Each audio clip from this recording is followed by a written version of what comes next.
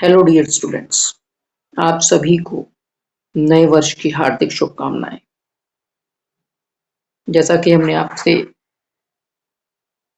Promise किया था और आपको सूचना दी थी टेलीग्राम और व्हाट्सएप के माध्यम से कि हम माह में पॉलिटी और कॉन्स्टिट्यूशन को कवर करेंगे।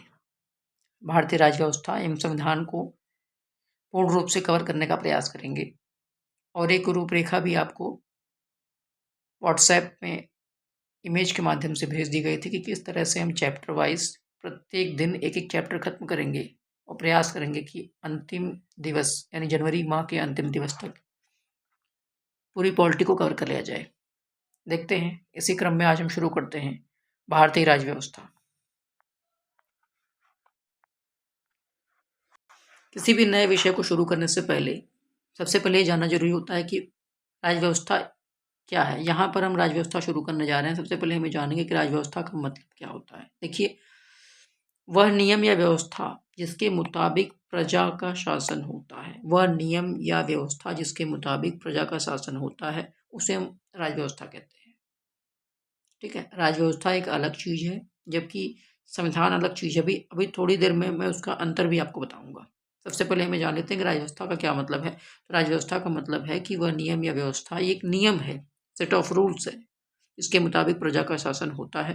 कुछ इससे जुड़ी हुई खास बातें देख लेते हैं भैया।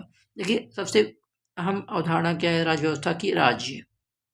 राज्य राज्य का मतलब ये नहीं कि जैसे हम उत्तर प्रदेश, मध्य प्रदेश, ये वाले राज्य नहीं। हम यहाँ पे कह रहे हैं कि राज्य शब्द का मतलब होता है किसी प्रांत से नहीं होता, बल्कि किसी समाज की राजनीतिक संरचना से होता है। किसी समाज की राजनीतिक संरचना, राज्य अर्थात किसी समाज की राजनीतिक संरचना। किसी भी राज्य में 4 तत्व जरूरी होते हैं। कौन कौन से होते हैं? एक तो भूभाग होना चाहिए, दूसरी बात जनसंख्या होनी चाहिए, सरकार होनी चाहिए और संप्रभुता होनी चाहिए। बहुत महत्वपूर्ण। आपको याद होगा जब हम गुलाम थे तो हमारे पास, हमारे अगर राज्य की बात करें, इन चारों तत्वों की बात करें, तो हमारे पास भूभाग भी था, जनसंख्या भी थी, यहाँ तक कि सरकार भी चल रही थी, अंग्रेजी सरकार चल रही थी, उसका राज चल रहा था, लेकिन हमारे पास संप्रभुता नहीं थी। हम भारतीय अपने देश के आंतरिक मामलों में और देश के बाह्य मामलों में हम लोग कोई भी निर्णय लेने के लिए सक्षम नहीं थे, स्वतंत्र नहीं थे, यानी हमारे पास संप्रभुता नहीं थी। संविधान राज्य व्यवस्था के 3 प्रमुख अंग, जो संविधान होता है वो राज्य व्यवस्था के जो 3 प्रमुख अंग होते हैं, कार्यपालिका, विधायिका और न्यायपालिका की स्थापना करता है। तो भैया संविधान करता क्या है? देखिए, राज्य व्यवस्था के जो 3 प्रमुख अंग हैं, कार्यपालिका, विधायिका और न्यायपालिका, इसकी स्थापना कौन करता है? संविधान करता है। संविधान इन तीनों अंगों की शक्तियों और अधिकारों को तय करता है। पहली बात तो आपको बता दें विधायिका क्या होती है। विधायिका यानी विधि से बना हुआ है, विधि जो बनाए, ठीक है, उसे बोलेंगे विधायिका। तो विधायिका का काम होता है विधि का निर्माण करना, जबकि कार्यपालिका इसी विधि को लागू करती है, और जबकि न्यायपालिका चेक करती है, वो ये देखती है कि क्या जो विधि बनाई गई है वह मतलब कि संविधान सम्मत है। अगर वो संविधान सम्मत नहीं होगी तो न्यायपालिका क्या करेगी? उसे खत्म कर देगी। इससे भी आपको याद होगा कि इलेक्ट्रल बॉन्ड वाला मामला जो था, इसमें किस तरीके से सुप्रीम कोर्ट ने उसे क्या कर दिया? खत्म कर दिया। उसे कहा कि ये तो इलीगल है, अनकॉन्स्टिट्यूशनल है, असंवैधानिक है। चलिए आगे देखते हैं। संविधान राज्य के अंगों के अधिकारों को सीमित करता है। संविधान एक लगाम लगाता है, अंगों के अधिकारों को सीमित करता है ताकि वे तानाशाह न बन सकें। ऐसी तो जैसे राजतंत्र और लोकतंत्र में तो यही अंतर है कि वहाँ पे तानाशाही तक चल जाती है, लेकिन यहाँ पर क्या है? संविधान है, राज्य के अंगों के अधिकारों को सीमित करता है ताकि वे तानाशाह न बन सके। भारत की राजनीति में संविधान के ढांचे, भारत की जो राजनीति संविधान के ढांचे में काम करती है। यस, भारत की राजनीति ना गीता ना कुरान, देश चलेगा सिर्फ संविधान से। ठीक, ये अलग बात है कि कुछ राजनीतिक पार्टियां ये प्रयास कर रही हैं धार्मिक रंग दे करके अपने आप को सत्ता पर आसीन रखना चाहती हैं, लेकिन देश सिर्फ और सिर्फ संविधान से चलता है। भारत में राष्ट्रपति सरकार का प्रमुख होता है, जबकि प्रधानमंत्री कार्यपालिका का प्रमुख होता है। राष्ट्रपति सरकार का प्रमुख है, जबकि कार्यपालिका का प्रमुख कौन होता है? प्रधानमंत्री होता है। एक बार फिर से समझ लेते हैं कि भैया ये संविधान क्या है। भैया आपने इसके पहले राज्य व्यवस्था जानी, ये संविधान क्या? देखिए, किसी देश या संस्थान के नियम और कानूनों के संकलित जो भी प्रलेख है उसे क्या कहेंगे? संविधान कहेंगे। कोई भी देश है, जैसे मान लीजिए संस्थान है, तो उसको चलाने के लिए जो भी नियम है, कानून है, जो भी कुछ या तो लिखित रूप में होगा या तो अलिखित रूप में होगा, उसे क्या कहेंगे? संविधान कहेंगे। नियम कानून अब या तो लिखित रूप में हो तो अलिखित रूप में हो, क्योंकि संविधान में अलिखित संविधान भी है, लिखित संविधान भी आगे हम देखेंगे। तो संविधान किसी देश की राजनीतिक व्यवस्था, सरकार की संरचना, शक्तियों और नागरिकों के अधिकारों को तय करता है। भैया राजनीतिक व्यवस्था कैसी होगी, सरकार की संरचना कैसी होगी, शक्तियों कैसी किसको कितनी होगी और नागरिकों का क्या अधिकार है, बहुत इंपॉर्टेंट। ये तय कौन करता है? संविधान करता है। मैंने आपसे फिर कहा, देश न गीता न कुरान से चलेगा, सिर्फ और सिर्फ संविधान से। संविधान किसी देश का सर्वोच्च कानून होता है। किसी भी देश का सर्वोच्च कानून, न गीता न कुरान, केवल और केवल संविधान। भारत के संविधान से जुड़ी हुई कुछ खास बातें देख लेते हैं। देखिए, भारत का संविधान 26 नवंबर 1949 को संविधान सभा ने अपनाया था। तो भारत का संविधान किसने अपनाया था? संविधान सभा ने। कब अपनाया था? 26 नवंबर 1949 को।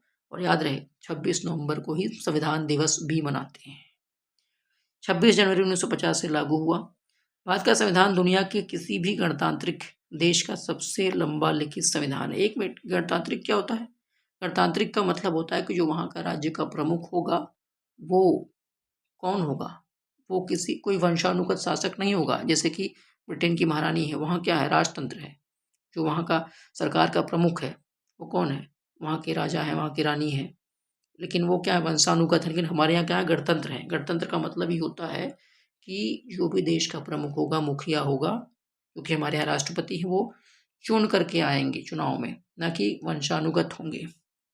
तो भारत का संविधान दुनिया के किसी भी गणतांत्रिक देश का सबसे लंबा लिखित संविधान है। ठीक है, दुनिया का सबसे पहले लिखित संविधान तो वैसे अमेरिका का माना जाता है। भारत के संविधान का मूल आधार भारत सरकार अधिनियम 1935 को माना गया है, क्योंकि आपको पता है 3/4 जो हमारे संविधान का हिस्सा है वो कहाँ से लिया गया है? भारत सरकार अधिनियम 1935 से, या उसे आप 75% भी कह सकते हो। संविधान सभा ने संविधान के निर्माण के लिए 2 साल 11 महीने 18 दिन का 2 साल 11 महीने 11 सत्र कहा, लेकिन एक्चुअल में सत्र कितने थे? टोटल 12 सत्र थे। ठीक है ना। 167 दिनों के दौरान बैठक की थी। संविधान के प्रत्येक अनुच्छेद पर संविधान सब, अगर आप यहाँ देखिए, यहाँ पे कंफ्यूज नहीं होना, 2 साल 11 महीने 18 दिन, बस वही जानना है, बाकी यहाँ जो दिया है उसे नहीं नोट करना है। 2 साल 11 महीने 18 दिन। ठीक, एक राज्यसभा की वेबसाइट है, वहाँ पर 2 साल 11 महीने 17 दिन दिया है। लेकिन अब तक जो भी प्रश्न पूछे गए हैं उसको जो संबंधित परीक्षा समिति ने या परीक्षा मंडल ने जो भी कुछ माना है वो माना है 2 साल 11 महीने 18 दिन। संविधान के प्रत्येक अनुच्छेद पर संविधान सभा के सदस्यों ने बहस की थी। और भारत के संविधान, और कितने अनुच्छेद हैं वर्तमान? टोटल 395। मूल रूप से भी 395 थे, वर्तमान में 450 प्लस हैं, लेकिन वो गिनती में। लेकिन अगर अंतिम संख्या आप देखोगे तो 395 ही मिलेगी आपको। ठीक है, तो प्रत्येक अनुच्छेद पर बहस हुई होगी। भारत के संविधान में 395 अनुच्छेद और 8 अनुसूचियां थी, लेकिन वर्तमान में कितनी अनुसूचियां हैं? वर्तमान में 12 अनुसूचियां हैं। 26 नवंबर को भारत के संविधान दिवस के रूप में मनाया जाता है। 26 नवंबर को भारत के संविधान दिवस के रूप में मनाया जाता है। जब बात निकल ही रही है तो दूर तक जानी चाहिए। चलिए देख लेते हैं राज्य व्यवस्था और संविधान में क्या अंतर है। देखिए, राज्य व्यवस्था और संविधान में क्या अंतर है। राज्य व्यवस्था और संविधान में कुछ अंतर दिए हुए हैं, उसको जानना चाहिए। देखिए, राज्य व्यवस्था मैं आपसे बता चुका हूँ, प्रजा के शासन के लिए बनाई गई नियमों एवं व्यवस्थाओं का समूह है। कुछ set of rules and guidelines है कि शासन कैसे करना है। वहीं संविधान एक दस्तावेज है, एक लिखित, कहीं कहीं अलिखित भी है, इसलिए हम लिखित नहीं कह सकते, हम दस्तावेज कह सकते हैं, जो सरकार और उसके संगठनों से जुड़ी हुई कई बातों को निर्धारित करता है। सब कुछ एक जगह डिसाइडेड है कि क्या करना है क्या नहीं, सेट ऑफ रूल्स है। संविधान कानूनी अध्ययन की एक शाखा है, जबकि वहीं राजनीति, प्रशासन और राजनीति विज्ञान का अध्ययन क्या है? राजनीति क्या है? प्रशासन और राजनीति विज्ञान का अध्ययन है, पॉलिटिकल साइंस। संविधान सरकार और उसके संगठनों के लिए बुनियादी संहिता, संरचना, प्रक्रियाओं, शक्तियों, कर्तव्यों और नागरिकों के अधिकारों और कर्तव्यों का निर्धारण करता है। यहाँ हमें बहुत कुछ नहीं जानना है। सरकार को संविधान क्या काम है? सरकार को दिशा दिखाना है।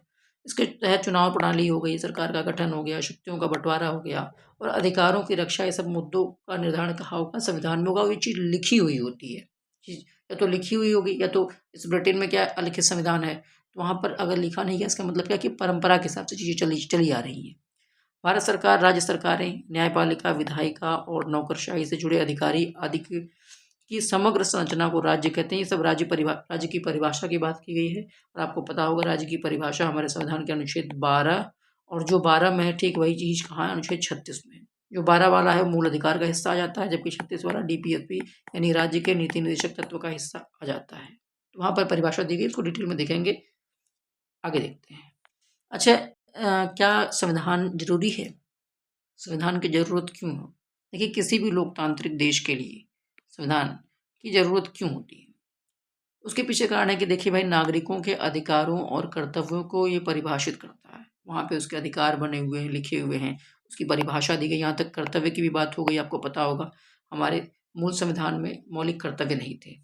भाग 4 क और अनुच्छेद 51 क, इसमें हमारे मौलिक कर्तव्य का जिक्र है, जो कि 42वां संविधान संशोधन 1976 में जोड़ा गया था।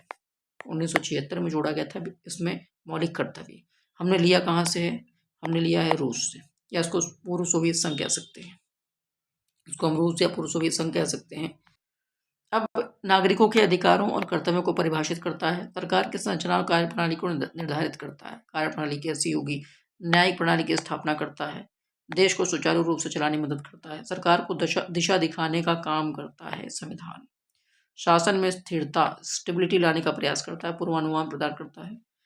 ये बहुत इंपॉर्टेंट पॉइंट है। अल्पसंख्यक के अधिकारों की रक्षा करता है। संविधान का काम ये भी है कि अल्पसंख्यक के अधिकारों की रक्षा की जानी चाहिए। ये बात संविधान में इस चीज़ का जिक्र किया गया है कि अल्पसंख्यक के अधिकारों की रक्षा कैसे करनी।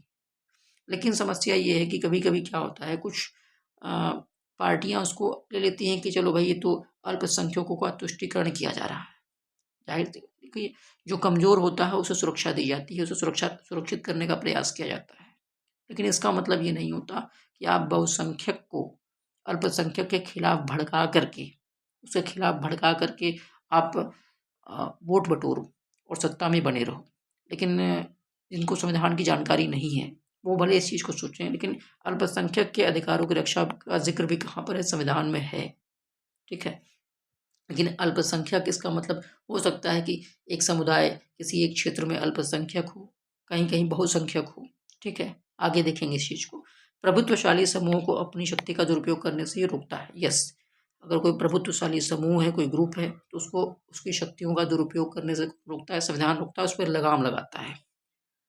संविधान देश के अन्य सभी कानूनों में श्रेष्ठ होता है और यह सर्वोच्च कानून है। सरकार के अंगों और नागरिकों के अधिकारों को परिभाषित करता है। संविधान में बुनियादी नागरिक स्वतंत्रता जैसे कि बोलने और धर्म की आज़ादी, संघ बनाने और समान सुरक्षा की रक्षा की जाती है।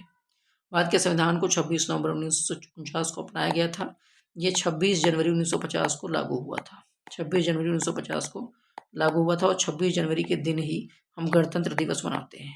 हम गणतंत्र दिवस मनाते हैं 26 जनवरी के दिन। ठीक है, तो आप कमेंट सेक्शन बताइएगा कि आगामी गणतंत्र दिवस यानी 2025 में हमने मुख्य अतिथि के रूप में कैसे बुलाया है, कौन होगा हमारा मुख्य अतिथि।